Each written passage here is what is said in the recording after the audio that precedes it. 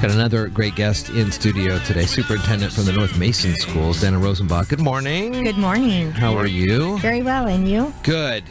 School's up there on a 2-hour delay today. We were just talking about kind of the different areas within the North Mason School District and how there are some pretty high hills and things like that, and some steep areas as well. And, you know, better safe than sorry, as people may be driving around, you know, I don't know, downtown Belfair and going, well, there's nothing here. But that doesn't mean there's not stuff in the outlying areas still. Oh, absolutely. In fact, you know, I live in an area that I look out the window and go, what do we need? Why do we need to do anything? But we have, as you said, a lot of roads that are above what's considered a safe grade to drive on. It's extreme, and a lot of very high elevations. So still up in the lakes areas, up in Dewado, Tahuya, there are still several inches of snow on the ground and pretty heavy ice compacted on the road. And it's not like you're just kind of going, well, let's sleep in for 2 hours. You have professionals that have been doing this for a long time that know the roads and understand the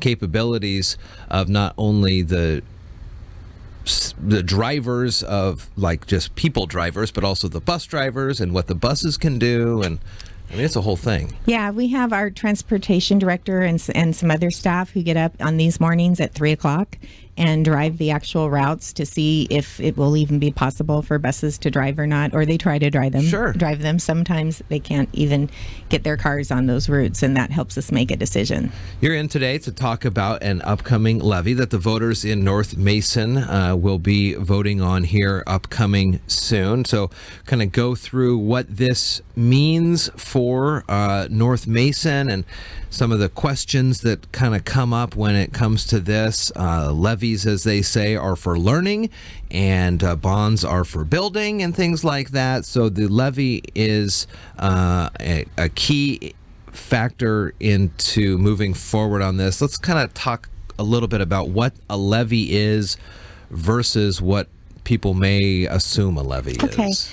Yeah, so a levy is a way that the school districts can rely on local property owners or taxpayers to help us support the things that we need to do for kids. So unfortunately, the dollars that we receive from state and federal sources don't provide 100% of the dollars we need to do the requirements that state and federal lawmakers have set for us. So in order to make those things happen, and some other things, we like athletics and student activities, those things are all levy supported.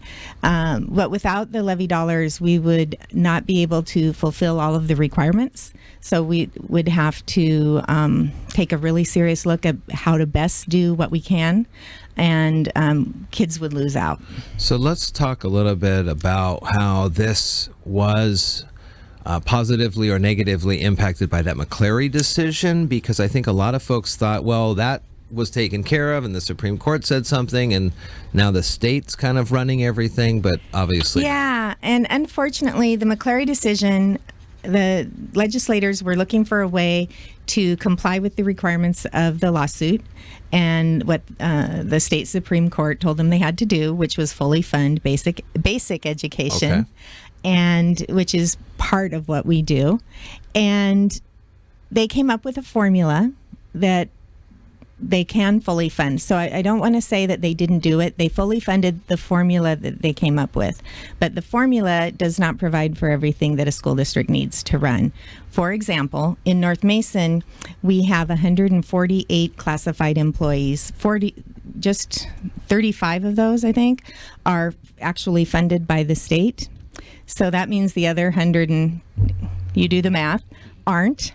And they're very important in just looking at one job category in classified. Well, actually, it's 3 job categories. So if you look at grounds maintenance and facilities, custodial, according to the state formula, we need 3.8 people to keep all of our buildings clean, all of our rooms ready for kids, all of our fields and parking lots and everything good to go. Mm-hmm. You know, we have 5+ facilities depending on what we're using. Actually, more like 14 if you ask my facilities director, because she separates out all the fields. And we can't do that with 3.5 people. We have 18.2 and we need more. Wow. And so that all those other people are levy funded. The same thing happens with technology. In technology, for example, the formula gives us just about one person to support all of the technology that's going on in the offices, that the kids are using, that runs our safety systems, our alarms, all of that. We have 6. My technology director, again, will say he probably needs 10, but we have 6. Mm-hmm. And the rest, so the other 5 are funded by the levy. And you can go down each category and we can look at that. So one of the things that I've heard out and about on these issues, because it's not just North Mason that is running this, Shelton is, many school districts around Mason Shelton, County Pioneer. And one of the things that I'm hearing from folks is that they believe that it is a tax increase, and it's not. It is the same. It is the same dollar from a couple years ago. I think it would be disingenuous to say it's not, because it is the same dollar amount that the voters approved both in 2016 and prior to that in 2012. Dollars per thousand for a homeowner or a property person. So in 2012 and in 2016, they approved in North Mason $2.36 per thousand. Okay. And that's what we're asking for again. However, we've been fortunate between 2016 and now that property values have increased. So because at that time we ran a flat rate levy, so in 2016, this means in 2016 we figured out at $236 per thousand how many dollars we could collect, and that was roughly almost 4.7 million, 4.6 million. Uh-huh. And we kept that total amount the same for the 4 years. So what that means is then for the property owner, as their values go up, the dollar amount went down. So they've approved 236 in 2016, but currently in this most recent year would have been paying 199. So I don't want anybody to think I'm trying to hide anything. So, it's mainly based on the property values as assessed. Right. The way that we can assess a tax is based on that. So the law changed with McCleary, and it constricted what school districts can ask for to some degree. So it used to be up to 28% of your operating budget from the previous year, roughly, 28%. But that wasn't something North Mason ever approached. They changed it, however, to you could collect, when they first passed the law, it was $150 per thousand or $2,500 per student, whichever is less. And then they realized that was too constricting because they hadn't funded everything fully. And so they raised it to $250 per thousand or $2,500 per student, whichever is less. So if you look at most districts in the region, they are maxing out where they can.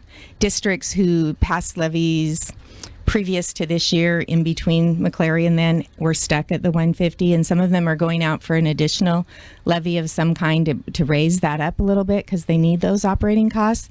But we weren't in that position. But my board looked really hard at what they needed to ask and what we needed to be able to fund and be able to do. And they've made a commitment over time to never ask for more than we absolutely need. So they aren't going to the maximum of $250 per thousand like many of the districts around us, because they recognize that a lot of our homeowners, particularly our property owners, are struggling because taxes are increasing in different ways. Yeah. So they want to be thoughtful because we appreciate the support that we get from our community, and we want to be able to continue to expect that. What are some other things that you're hearing as you're out in the North Mason School District community on this, and questions perhaps about, well, didn't we just vote for something, or didn't we have this come up just a few years ago? How do you explain that it's kind of an ongoing thing? I think because the other school districts in the community are also asking for this, it may make it a little easier to understand versus kind of a one-time big build vote. Say, well, look, it's not, I mean, we're not just asking for this everybody here. And Well, through the South Sound, I'm seeing it all over the place. No, I think every district in our region has an existing levy collection that they're doing and has had positive support from their communities in the past. So it is a part of our operating budgets, and it's we don't expect it. We know we have to ask for that support, but once we get it, we do rely on it significantly. So for all of the district, it's a replacement of what the voters have already approved. And in our case, it's a replacement of that 236 that they originally approved, but it is increasing the amount by 37 cents this year for property tax owners. But for many people, that equates to roughly $10, $12, $15 a month. So it's an impact. Yeah. But we tried to keep it as small as we can. I don't ever want to say, but it's no big deal, because it can be a really big deal for a lot of people. But we really tried to keep it down.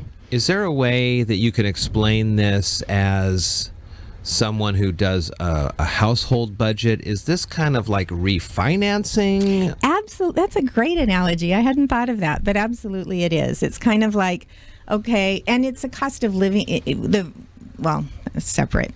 It is kind of like refinancing. You've already provided us. We already have the funding from the community. We're just asking for you to keep giving us that money. Or it might be like a college kid asking mom and dad, for the money to keep being able to go to college. Okay. So, because it's not a loan, we're going to give it back in intangible ways by providing a really strong community through building kids who become young adults who are successful members of the community.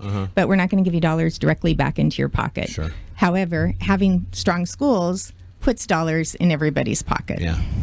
Has the support been overwhelming in terms of the past votes, and has it changed at all over the years, or is it pretty consistent support? We've had really strong support over the years. We do hear from people. We don't have 100% of people who are talking who say we're excited about this. People are concerned that they have a lot of taxes, and they want to make sure that if they're paying a tax, that they're going to get what we say that they're going to get. So we work as hard as we can to answer questions and to make it very transparent. We have a budget director who is amazing, who helps us be very transparent with how we're spending people's money. So we're very committed to continuing to be that way. And what's the threshold on this vote? Is it 50 plus 1? It's 50 plus 1. Okay. Dana Rosenbach, Superintendent for North Mason, thank you for explaining this to us, and we will talk with you soon. Okay, thank you.